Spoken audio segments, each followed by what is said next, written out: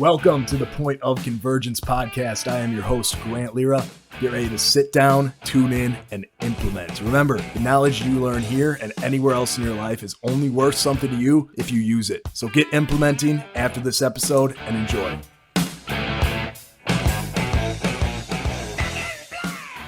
All right, everybody, welcome back to another episode of Remodeling Millionaires. Today, once again, we are joined by Jonah Canter of Canter Construction. What's going on today, Jonah? What's up, brother? I appreciate it. I got invited back for a second time, so must be doing something right, I hope.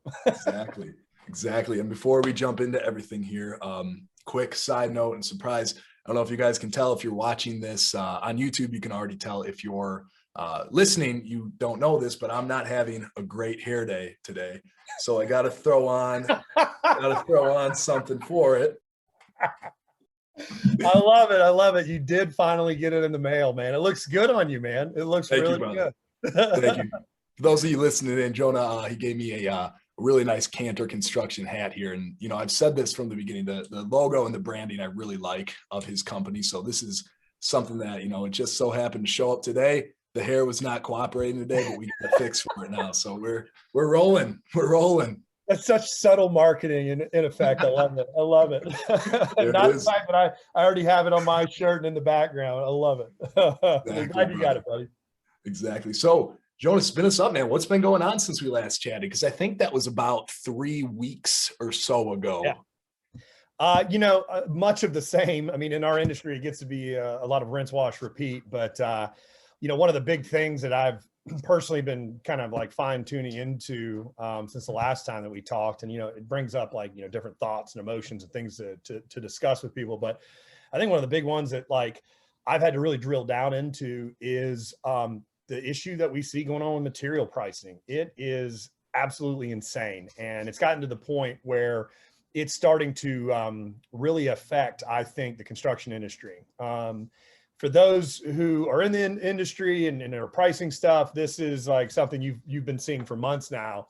It used to be that we would, quarterly look at lumber prices, and that's now gone down to monthly. A great example of this is that a sheet of OSB used to be around $13 or $14. I think it's like $38. That's how much of a jump some of these material types, at least in my area, have gone up. And the big problem with this is, essentially, if you're building like a screen porch or addition or some kind of large project, or a home for that matter, you're doing a lot of stuff in advance. You're bidding out the cost in advance.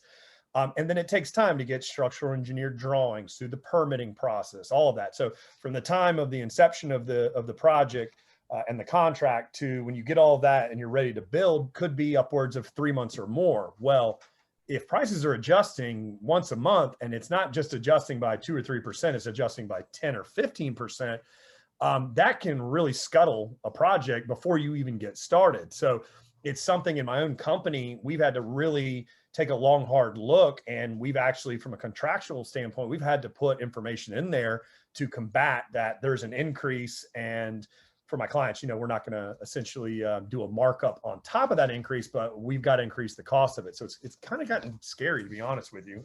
Where does it end? And you're seeing that now across the board for the industry. And I know like a lot of that stuff you guys are putting it in the contract, which is good. But I mean, how are you prefacing that to somebody who isn't in the industry? They don't know when they get a quote and they're like, oh wow, that's a little bit more than I thought it would be. Yeah, I mean, it's such a hard thing to explain to them because, our industry is filled with guys that will take advantage of that, right? They'll just say it and it may not be true, and then they'll take advantage of it. But in this case, like we talked about in the last podcast with each other, you're setting the expectations early on. And so a little bit of the dialogue I have in part of setting that expectation is to explain that to them and say, hey guys, this isn't me trying to take advantage, but I want your eyes wide open when we go into this. And in a nice way, it can kind of pressure people to make a decision quick. Like I don't use that as the tactic, but when you tell people, hey, you want to lock in, we're busy and prices are going up, you have a captive audience and you can get it done. But, the real reason behind all of this happening is I think one of the most interesting parts of it. What led us to this point where the prices are essentially wackadoodle, and you got to look back to, obviously, with COVID. Usually the building and the sawmills and the industry, they do projections, a year in advance, 6 months in advance, as to what the next year is going to be. They're looking at interest rates and what's going on in the markets, and they say, okay, we're going to produce X amount of materials. And I am greatly simplifying this. Well, nobody saw COVID as being a year where they would need, they thought, oh, people are at home, building's going to be flat. And it did the direct opposite of that, right? So all of a sudden you have these homeowners that are not going, they're staying in, they're quarantined or whatnot. There's more disposable income because they're not going on vacations. They are not going out to eat. I mean, they're just inside their home. Yeah. And they're looking at this bathroom, they're looking at this deck, and it's just blowing their mind. Like, I've got to get this done. Well, now, we have 10 million contractors out there. Well, now with everybody at home, we have 35 million contractors, because all of these do-it-yourselfers decide, hey, I'm going to go to Lowe's, right? And so Lowe's, or any kind of the building supply company. So we already had like a low supply of the products. You have all of a sudden a greater army of people, a higher demand for the products.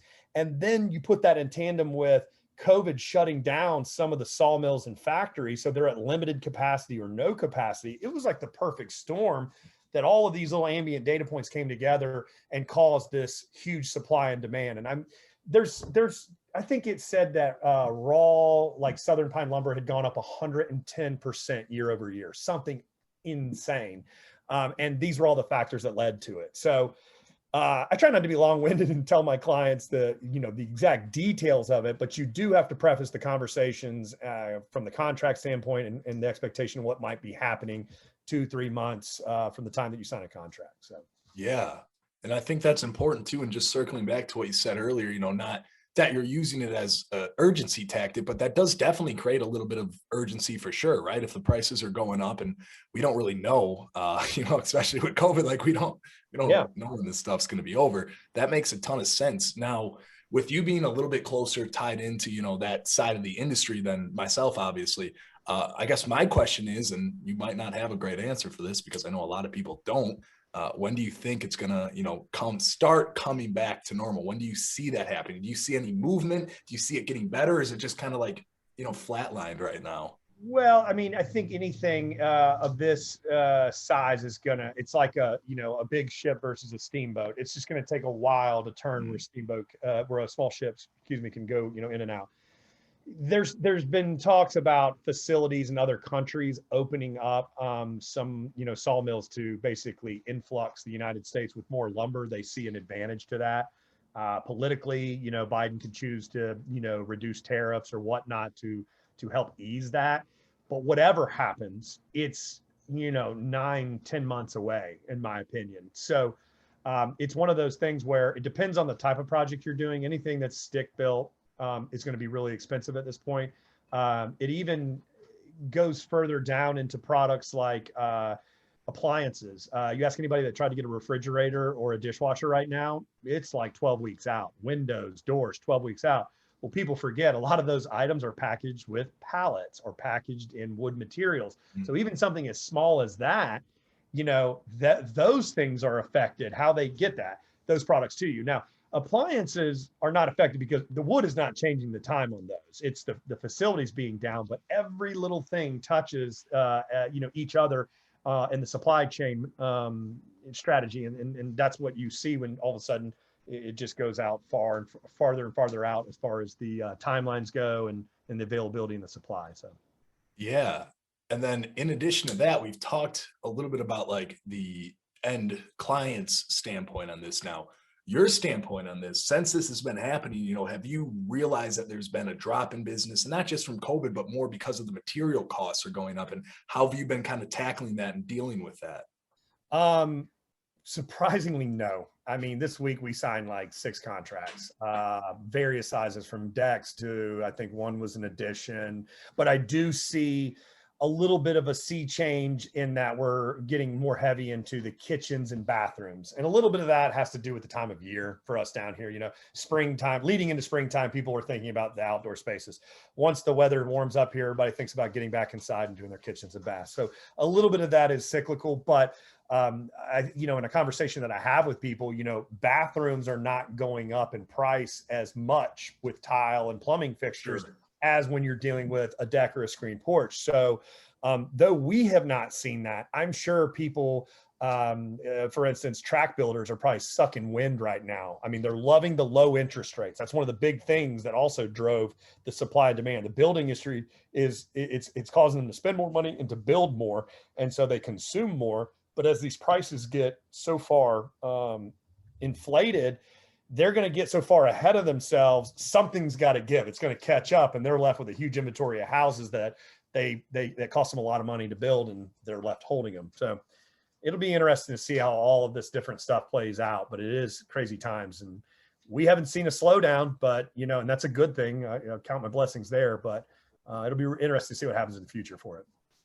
It definitely will. And like you said, it's definitely, you know, the turning around the Titanic, right? There's a lot of logistics. There's a lot of infrastructure. There's a lot of different things that have to line up for this to return back to normal. And obviously, you know, with COVID, especially in factories, you know, being shut down, that's something that I don't think anybody can say with certainty when they know that's going to happen.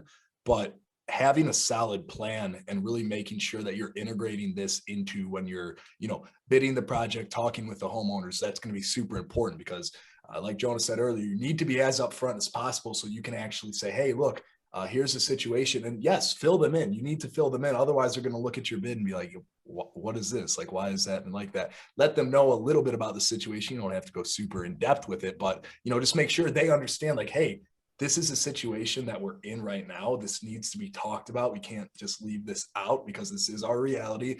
Put that in there, either contractually or just have that conversation. Make sure they understand like this is what it's at right now. Could go up, could go down in the future. You know, how soon, we don't know, but this is a current situation now. So make sure, you know, that's understood between both parties. Yeah, and I think, you know, what's going to come out of this is it's going to separate the wheat from the chaff, so to speak. There's guys that on a good day when material prices are not like this, that screw up bids because they don't know what they're doing, right? And so you really screw up hard if you're acting that way and you're not paying attention to the material prices.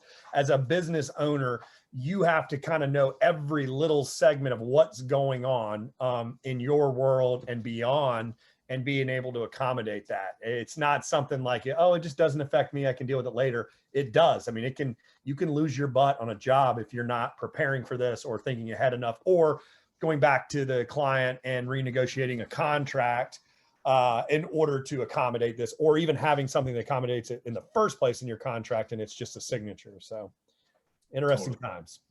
Totally. And now I want to switch topics a little bit here because we're talking about, you know, talking about getting the work. Now, once the work started, contract signed over, everything, you know, is up and rolling. The actual work itself is pretty important in a remodeling company. And I know our first podcast we had together, we touched on this, and I am so glad that we have this one today because this is something I really wanted to dive into. You said something really interesting that I know is going to absolutely blow some people out of the water once they hear about it. And that's how you actually find your subcontractors. And I want you to kind of go into that, share with us a little bit about that process because it's unique. I really like your idea and what you're doing here. Yeah, it's kind of multifaceted. So like a lot of things that you learn in life, it's just through trial and error, right? You just keep trying. And if that works, you go that way. If that doesn't work, you don't go that way. Well, for the longest time, you know, you always had back in the day, the Craigslist of the world where anybody and their mama could post on there. And there wasn't, you know, basically you were like, do you have your GL? Do you have your workers' comp? And let me hope you do good. Let me get you on a small project. That had no social aspect to it. It was post something like a classified and you would have to give somebody a shot and they either screw up or they do well. And so it was the Wild West, so to speak. And, you know, as social media platforms have come along, there has been integrated this sort of social aspect to like a Craigslist. And so NextDoor is you know, like a neighborhood app. It's like the Facebook for neighborhoods. And I'm on it in the sense that I have an account, but I don't post, I don't interact. I don't even have a Facebook account. I feel like it's high school. It's for people that peaked in high school, in my opinion. I hate it. But we have a Canter Construction Facebook account, right? So I'm down with it for business, but I don't get into the middle with personal. I've got too much stuff going on in my life than to worry about what somebody in high school did. But the point being with NextDoor is there's all these people on there from neighborhoods. And I started looking at these people posting on there. Hey, I need a painter. Did anybody have a good experience?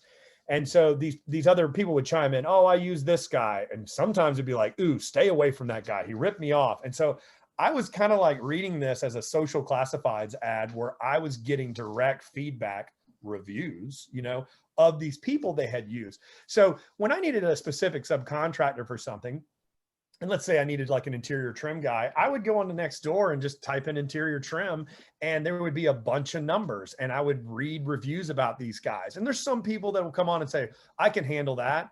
And you keep seeing this person over and over, and you're like, it's a shark or a do-it-yourself or part-time guy. But it was a really good way to vet some of these subcontractors. So I started using that as one avenue. And then the oldest avenue of all time is sometimes it's the art of asking. You have to ask your current subcontractors, hey, do you know anybody? And the ones you trust, because hopefully they're not going to send somebody to you that you don't trust. So a lot of times we found, especially in the carpentry world, framing, we found a lot of guys that we use currently as subcontractors just by asking the ones that we use that don't do that specific thing, but in the sense they got a guy, and so that was a good way of finding subcontractors for us. That's really interesting. Just kind of summing that up. So NextDoor, because I know a lot of people heard of NextDoor, and typically it's more on the user end of things, but what you did there is you saw the opportunity that, hey, homeowners are writing reviews on these people, right? And they can turn in whatever resume, whatever work experience they want to you. But what you can do is find them on there. You can see the actual, real-time experience of people who have worked with them, and then actually get what they're like. Were they timely? Did they rip them off? Were they an awesome contractor and they want them back in their house?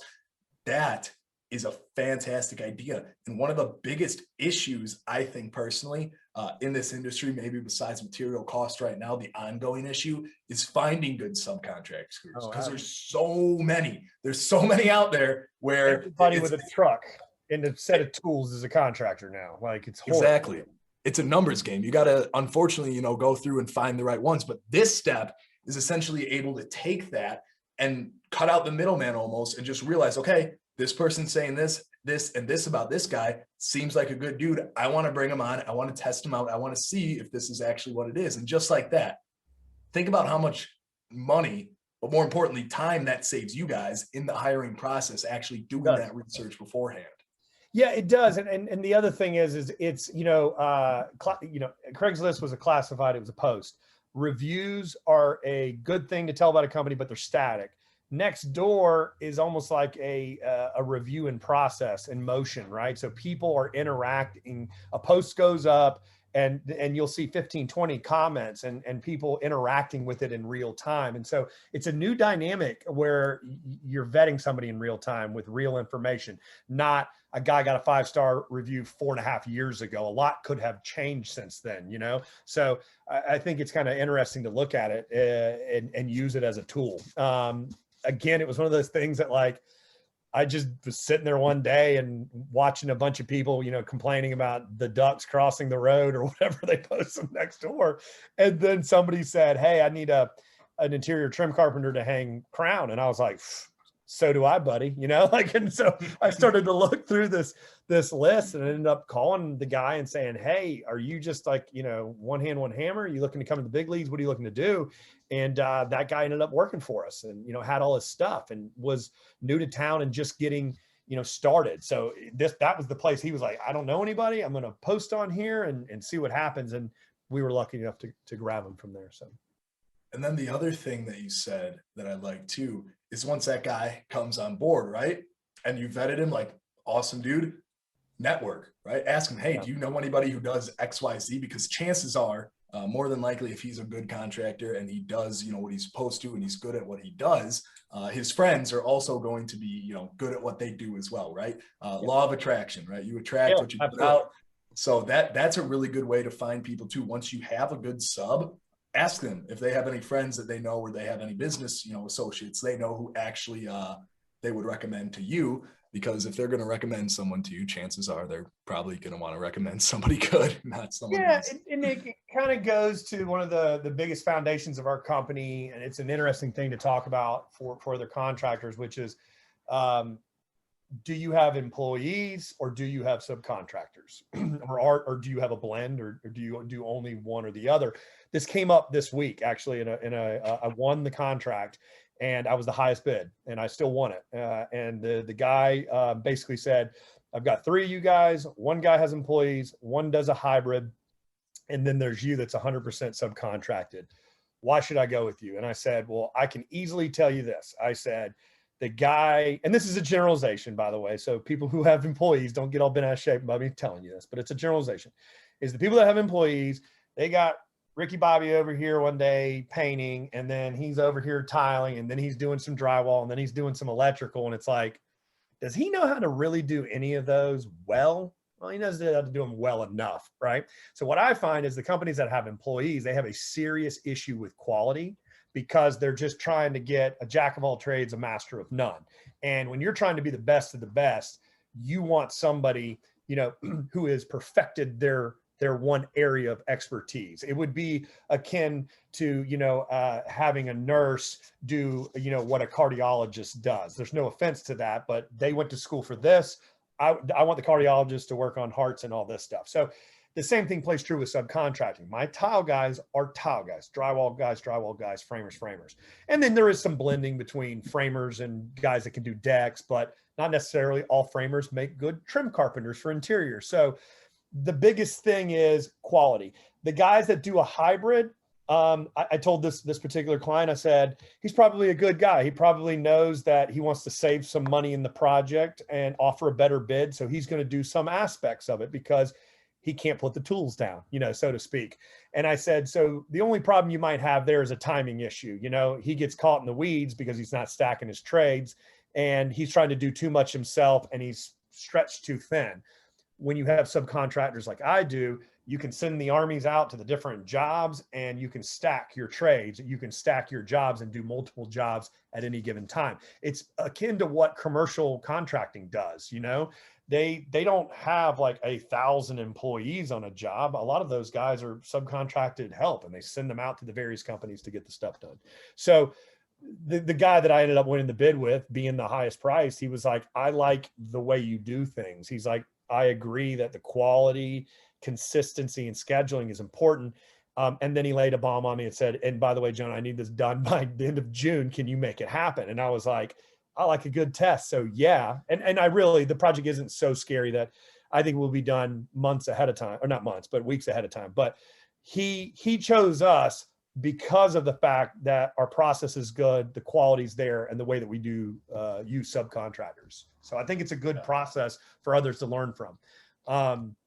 Not to be long-winded, but the last take on that a lot of people probably ask is, "Oh yeah, but man, you lose a lot of money going through subcontractors." And you could argue that, but I look at it as in the way that I've positioned myself in my current market with all the reviews, the success we've had, I don't have to worry about that. I charge a price where we still make good money, but we deliver the highest product. And people these days are just itching to have that. They want you to pay to make things go 100% right. And they're willing to pay a premium for that. And they're so used to getting half-ass service that's cheaper. And then when they go and they buy something that's more, but they get the full experience, they leave, feeling good, and they're willing to pay for it. So. Yeah. And something with that too. So you have these true, specialists. They're like, you said it the best. I couldn't have said it better. A jack of all trades, master of none, right? That's what you get a lot of the times with the employees. Now, within that, there's more value to the actual end user, the consumer, right? Because if you preface it just like that and you let them know why you do things the way you do, that makes a ton of sense, makes a ton of sense to me, makes a ton of sense to anybody who hears that. And they'll see that, hey, look, we could have done it this way, saved money, but what we're doing is this, and this is actually better for you guys. This benefits you directly. And now, Jonah, within that too, how long, once you bring on one of those subcontractors, because you already have an idea of the work they do, but how long do you actually vet them, and what amount of time do you know if they're a good subcontractor, if maybe you should look elsewhere? Like, how do you continually monitor, that person when you first hire them and see if it's something that you're looking to invest more of your company's, time into? I have a very, blunt statement. You fire fast. I mean, I don't wait around and beat around the bush with any of these guys. You're either a grown ass man who shows up on the job and does it right, or you don't. I don't want to deal with unprofessional people. Do people have issues and mistakes? Yes. For some reason, the dog has always eaten the lunch. My wife left me, my flat tire. Our industry is full of people like that, so you try to watch the red flags with people. Had a subcontractor recently, started off strong. It was just awesome. We were like very excited about this person. And, about a month and a half in, all of a sudden we started noticing quality changes. We had to go back to jobs and fix some stuff. And then all of a sudden he'd say he'd be somewhere and then he wasn't. And so finally, I was talking with Peter and Casey, my project managers, and I was like, he's gone. I'm like, I'm done. There's something going on and I don't have enough. I already got 2 kids. It's not my job to try to figure out his life, situation. You show up on time, you call, you do these things. So back to the fire fast thing, when you hang on to people for a long time, it's out of desperation. Usually you're like, oh, I can't find anybody else. Well, I don't have one framer, I'm always looking to recruit and have guys and kind of spread the wealth between them. My rock star guys that look out for me, I look out for them. I give them all my work. And then we got the JV team. If we need to do something small or whatever, we'll bring in. So it's hard. I mean, you don't want to be so callous that at the first sign of something you fire somebody, but we've all been there and done that. And a guy burns you and makes you look bad because you've told a homeowner, we're going to be there on Monday, and they don't show up. They're an extension of you, whether they're a subcontractor or not. So if they don't show up, you didn't show up. And if you don't know to let that client know ahead of time, you look like a jackass. So if something happens for somebody in my good subs, they'll text me on a Sunday, Jonah, I've got an issue, transmission's blown or whatever, and I'm not going to be able to make it. And immediately I can fire off an email to the client and I'm ahead of it. I'm always ahead of that kind of stuff. Those are good subcontractors. Bad ones, it'll be 11 o'clock in the morning. They've never called you, never showed up or whatnot. So it's a tough road to go down, but you've got to be, again, we were talking about the pricing and stuff. You always have to be attentive to all these different little pieces and parts of your company and what to do with them. And so having somebody like that, right? If you see those red flags, obviously be cognizant of it at first, keep it on the radar. And then if that becomes obviously a habit, then you have to take action there. Now, on the flip side of that, when somebody is a good subcontractor and they are representing you guys correctly, and I'll backtrack just a second here because Jonah hit it right on the head. These subcontractors, even though they're not your employees, they are still representing you guys. So you have to know that, okay, if you're hiring a sub, they have to show up, they have to be polite, they have to do everything that you would do if you were in the home. And I think that's like one of the biggest things to really look for. Obviously, the skill set is super important, but just their personality, right? If you can tell that they're like one of those guys who's maybe not as reliable or they're not as personable right off the bat, maybe be cognizant of that as well, but make sure that they are an extension of you. So make sure that you would want them to represent you in somebody's home and feel comfortable with that. Now, looking at this as well, once you find that good sub, how do you make sure they stay? How do you motivate them to actually want to keep up, doing the work with you? I had an old boss, old CEO of a company. He told me the greatest thing I've ever heard, because it is so true. It's never changed. And we were talking about in a facility, just having people that were not motivated and whatever. And he looked at me one day and he goes, Jonah, he said, you are never going to motivate a demotivated person. You're just not going to do it. And he said, but you can definitely demotivate a motivated person. And he's like, so what does that exactly mean? It means somebody who's large and in charge and wanting to get stuff done, and you're just keep pushing them down.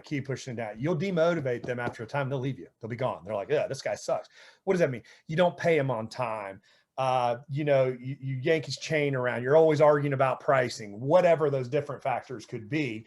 That demotivates a motivated person. So with subcontractors, I think I have always said I'm the last to get paid. I treat them as how I treat everybody, at least I think so, how I want to be treated. So I don't mess around with your money because I don't want my money messed around with. So if you complete a job and it's to my success, all the invoices need to be on a Thursday. You get paid on a Friday, hell or high water. I always got you covered, right? So a lot of the guys, it's a simple thing, right? But they love it. They know it's not like, oh man, the homeowner hadn't paid me yet. You know, I don't cut that crap. I run a tight business, so they get paid. And then just in general, stuff goes wrong on job sites, right? I mean, something just happens. It goes wrong, whatever. I don't yell at people. We're all grown people. I don't need to yell at you. If I'm yelling at you, you're getting fired because you're an idiot, right?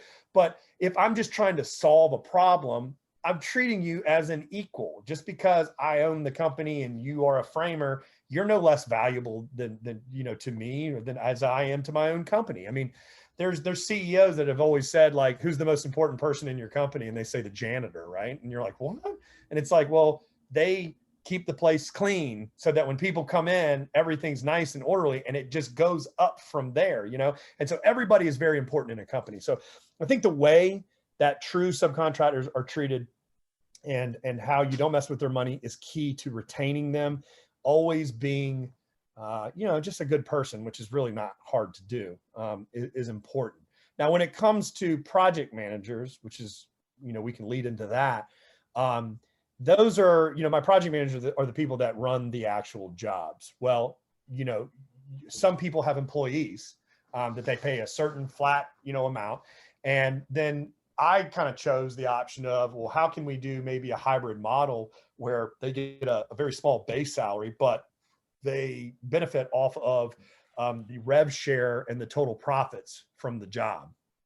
And essentially what I mean by that is they're duly vested, just as another subcontractor would be, into making sure that not only that project is running as best as it can, that the price points are exactly where they need to be, and that the overall profit that I want to make is there. And then they share in a percentage that you can come up with that you think is good off of that. So my guys are doing that now, and it's awesome. I send them out in the world, and it's like they're running their own company, and they see that they're making a lot more money if it's run efficiently, on time, and they're duly invested, again, as being an extension to me. They're not arguing, but they're talking to the subs. Hey, Johnny, you gave me this price, 14. I need you to be at 12. They're doing those negotiations, and if they get it, great, right? We get more profit to the company. So I find that that's another way of motivating people and incentivizing them, and not being greedy and looking at it like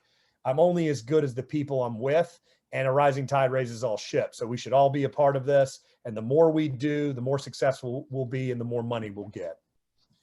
And then with that rev sharing, because that's a really strong concept, right? Because it is truly motivating to people if they realize that they are getting X% of that. Now, if you were just starting out and you had, a few members of your team already, would that be something you implement right away, or would you wait till you reach a certain point, or when do you think that's kind of the right time to roll that out?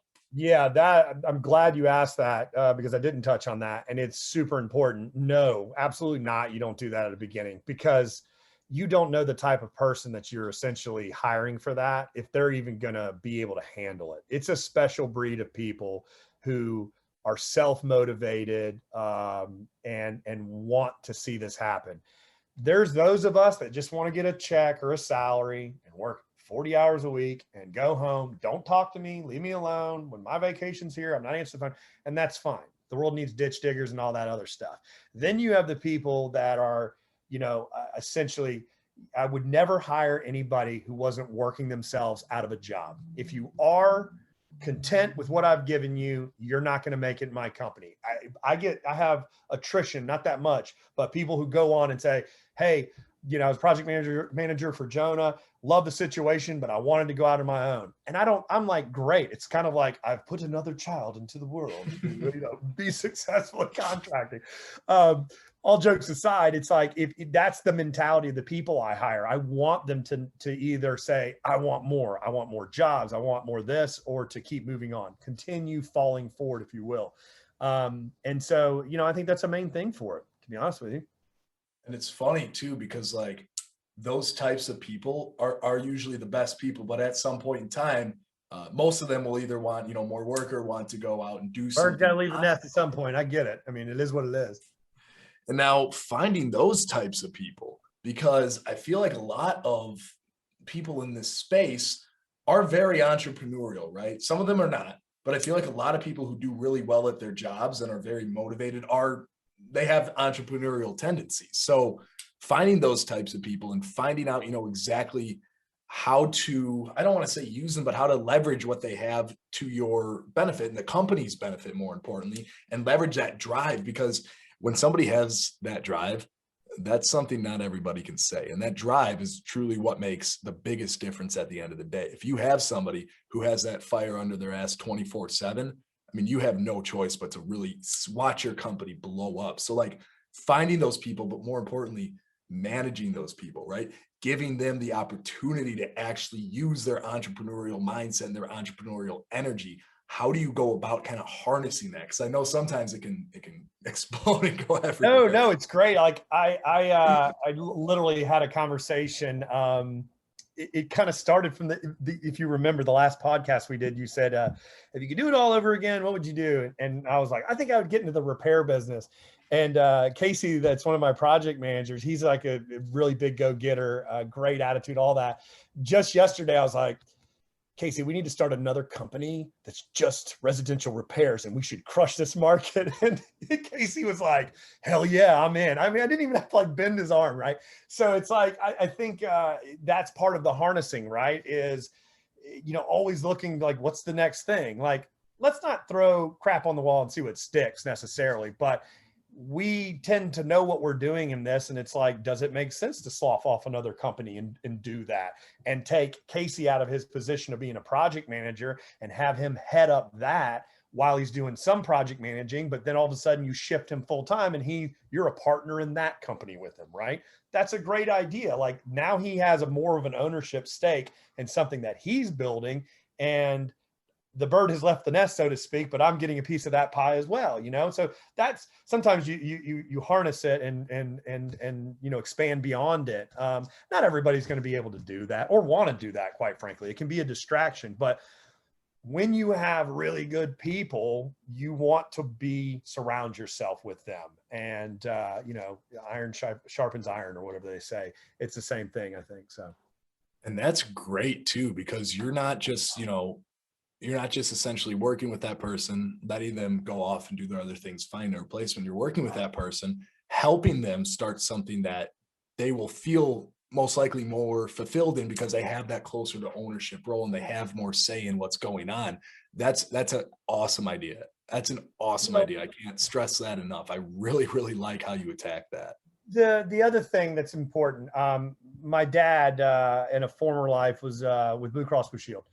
And he was telling me the story one time about how they would, on a yearly basis, would kind of level set the salaries or investigate level setting the salaries against the industry for their computer science guys, their programmers, essentially, because where they were having a really hard time finding people right out of college that were prepared to go into what they needed.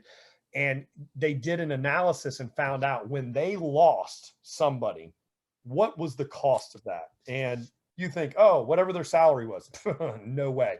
You lost intelligence, know-how, processes, everything. And so, if a guy was $50,000 a year, how much did it cost before the next person got in, was replaced, caught up to speed, and functioning at that level? And it was something like $300,000.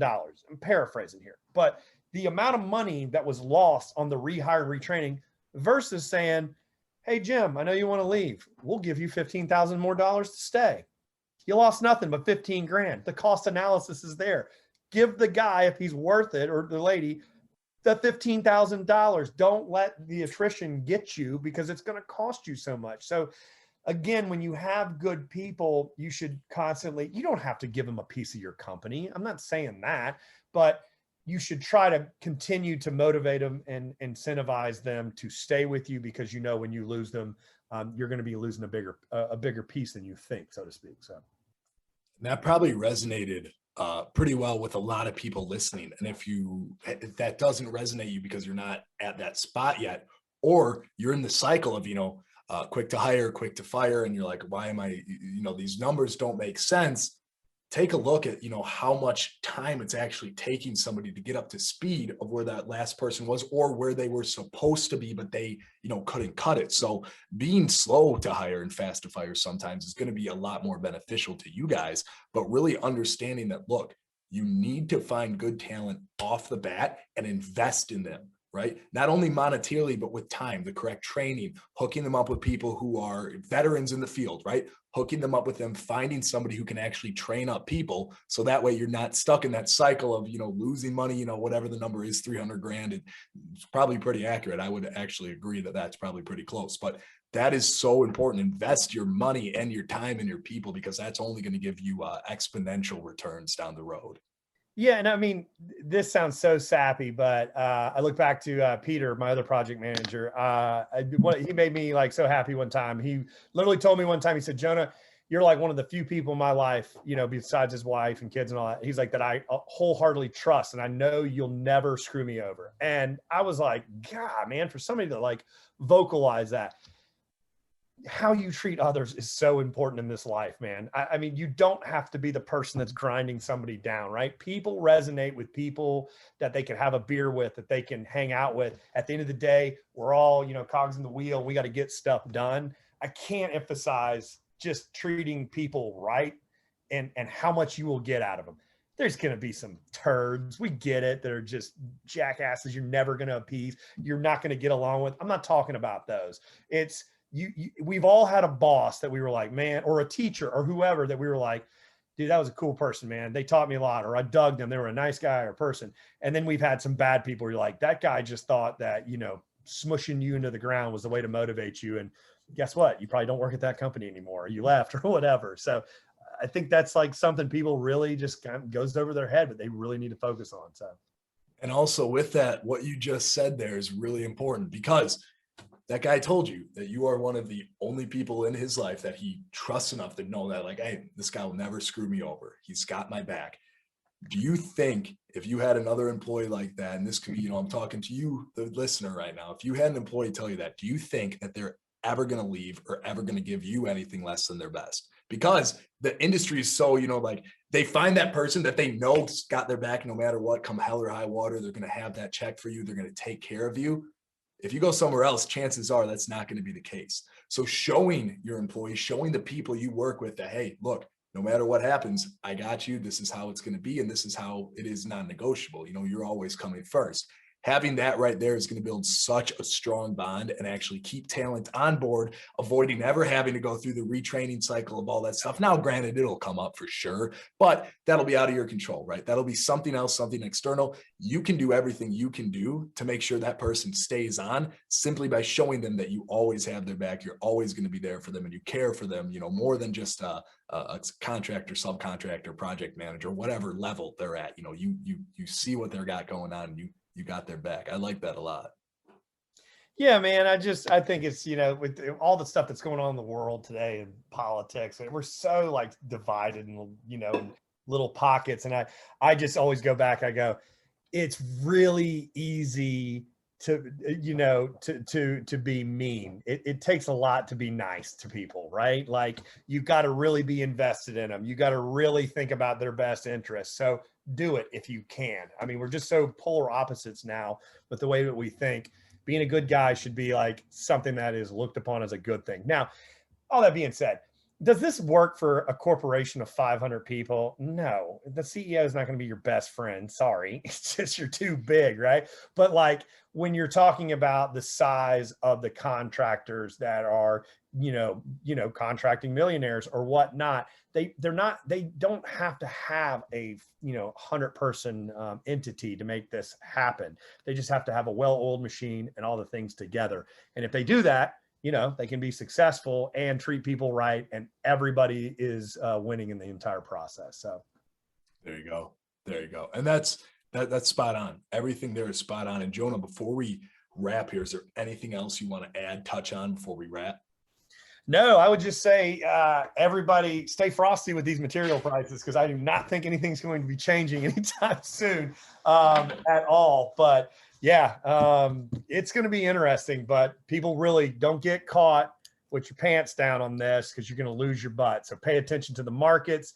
Don't just rely on what your uncles are telling you about stuff. Dig into the details, and first and foremost, that's on the material. So watch out for that. Maybe the next time we talk, we'll say, hey, it's 6 months in and what's happening, and it'll be different, I hope. So, but nonetheless, cool. I appreciate you you having me back on again. Hopefully we spit some knowledge and people learn some stuff this time. There's some bombs. There's some bombs in this one, guys. There really is. And I know Jonah will be back on another one here in the future, but some things I wanted to recap just to put everything, out here. Some of my bigger takeaways from this podcast.